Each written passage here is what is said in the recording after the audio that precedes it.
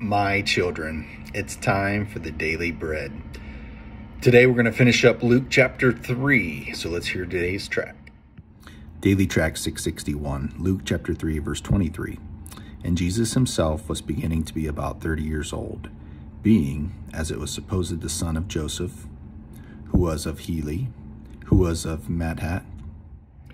Kids, so today we see that Jesus didn't start his ministry, meaning he didn't go out and start, telling all these people all the things that he did until he was 30 years old. And so he lived a lot of his life, not being in his ministry. His ministry only lasted for, three plus years when he was going around preaching to people. And so here we can see it started when he was 30. That was when he was baptized, right? And then that's when we learned about the Spirit of God came upon him, right? And then God opened up the heavens, says, I'm very happy with you as my son.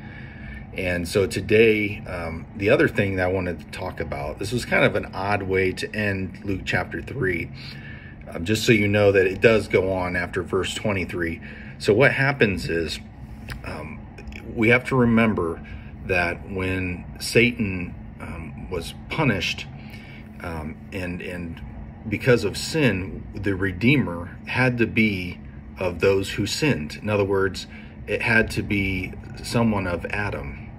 In other words, someone in his chain, right? And so what ends up happening is they go back from Joseph all the way back, to David, to Isaac, right? Jacob and Abraham, all the way back to Noah, and all the way back to Adam. And there's a bunch of people listed. It's all of their dads, and there's a whole big list. And that's what the rest of Luke chapter 3 is about.